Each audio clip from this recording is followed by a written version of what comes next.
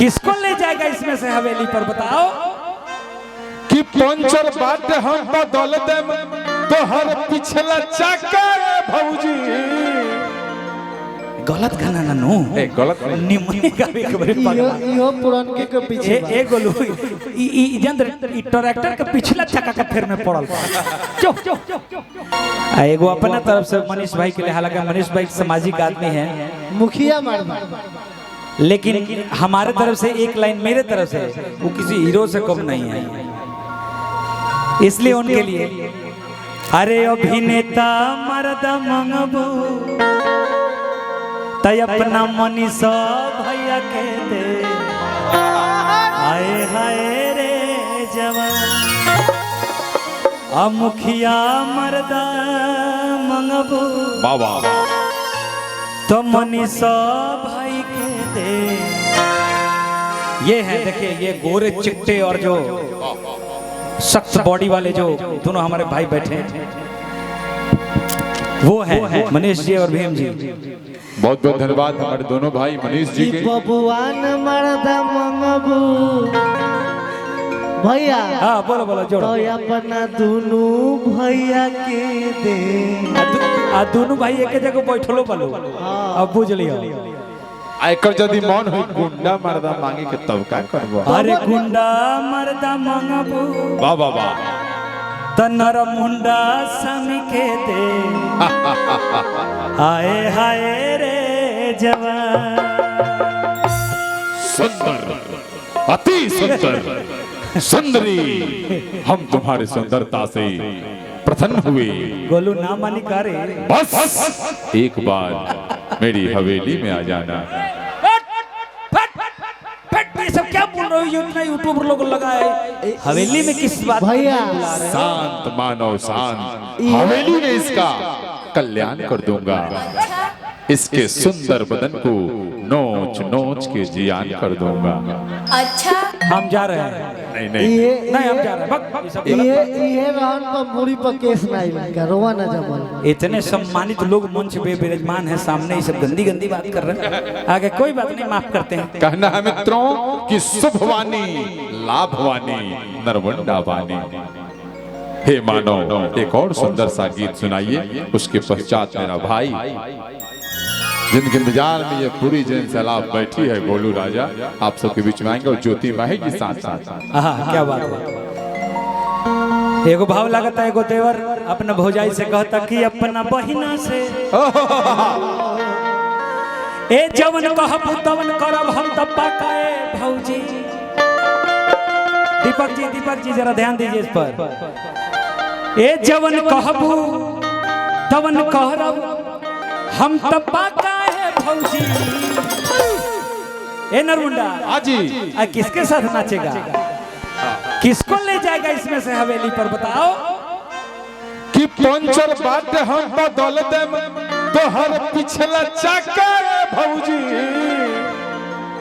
गलत गाना ना नो गलत निमने का भी खबर पागल यो पुरानके के पीछे ए गोलू ई जंत्र ई ट्रैक्टर के पिछला चक्का के फेर में पड़ल चुप। अरे जवन कहबू तवन करब हम तब्बा काए भौजी।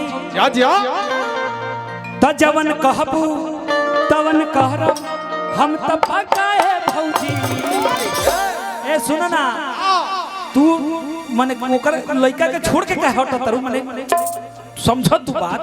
कौन नहीं मेरा भाई है ऐसा लड़का 500 बारी जल ढरबू महेंद्र ना मिली। लड़का कहता कि अपना बहिना से वो अपना बहिना से भिड़ा तो हमारा नाकाए भौजी। अरे काहे ऐसे बजा रहे हैं, झमक के बजा। अपना बहिना से भिड़ा तो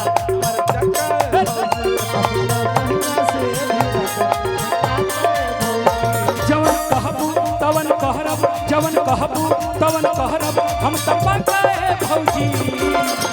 बोली बोली बाबा महेंद्र नाथ की। ए ई कौन गाना पे जयकार लगावता, तू लगावता रहो। भगवान के नाम मैं खानों में लेवे के चाहिए, अच्छा ठीक बा, ठीक बा। दवाखाना में लेवे के चाहिए। जवन कहबू तवन कहरब हम तो पकाए भौजी कि अपना बहिना से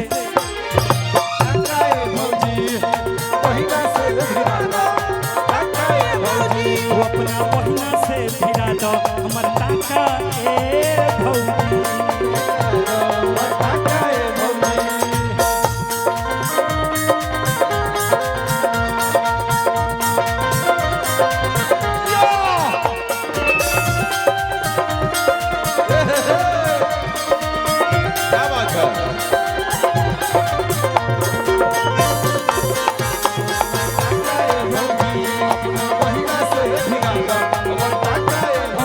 लइकवा कहलस के भौजी सुनो का कहता है तार जे बैठल बने नु बहन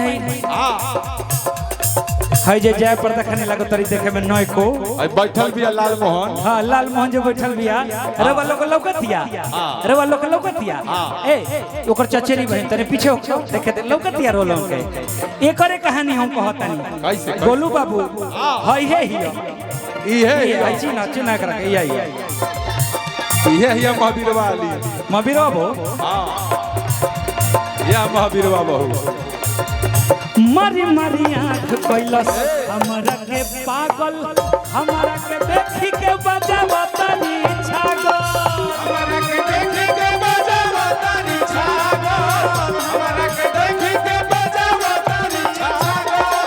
ए भौजी सुनो है खींच के ले एक रखे है ना चल है ना चल ये सब नाच नचा के बैठ गल बिया बताओ नरमुंडा तो शासन के खातिर खींच के लाओ उसे महफिल में।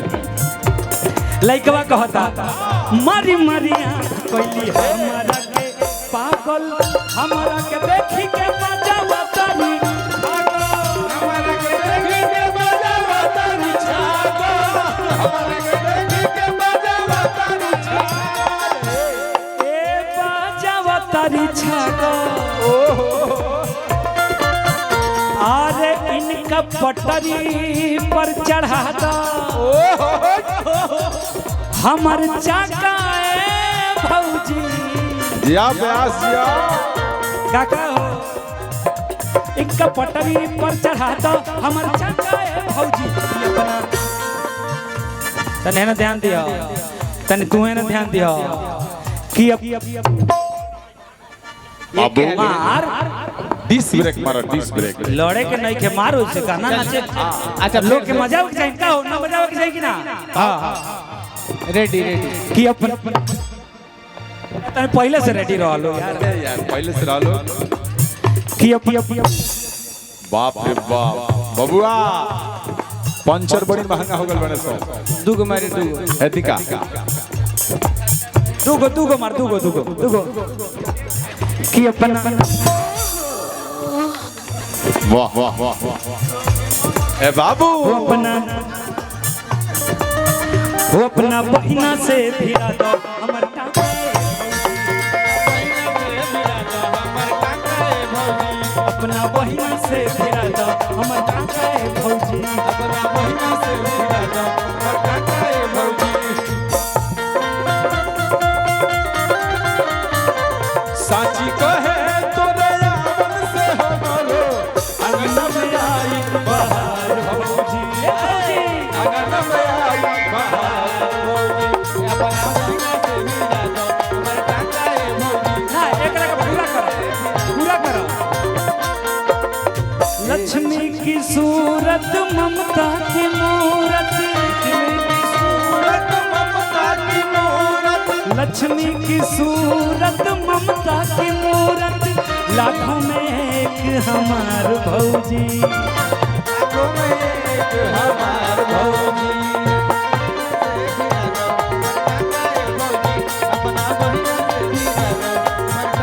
सुनो भाई गांव भर के लोग के सामने यही से कहता नहीं कि देखो घर वाली बात बा अगुआ जी नरमुंडा अगुआ घर वाली बात है क्या है भौजी के बहन पहले से संबंध में माने नाते में लगती है सही बात तो इसलिए लड़का कह रहा है सुन लीजिए भौजी ध्यान दीजिएगा इस लड़की के लिए लड़का कह रहा है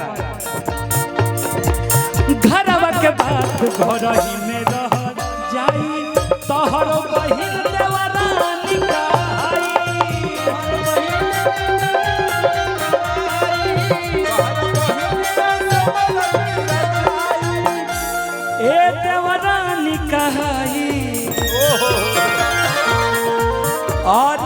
हमरा दिलवा में धंसा जा इनकर खाका ए भौजी हमरा दिलवा में धंसल इनकर खाका ए भौजी कि वो अपना महीना से फिरा दो हमर खाका ए भौजी कि अपना महीना से फिरा दो खाका ए भौजी अपना महीना से फिरा भौजी अपना महीना से फिरा दो हमर खाका ए भौजी अपना महीना से फिरा दो हमर खाका ए भौजी अपना बहिना से फिरा दो हमर काका ए भौजी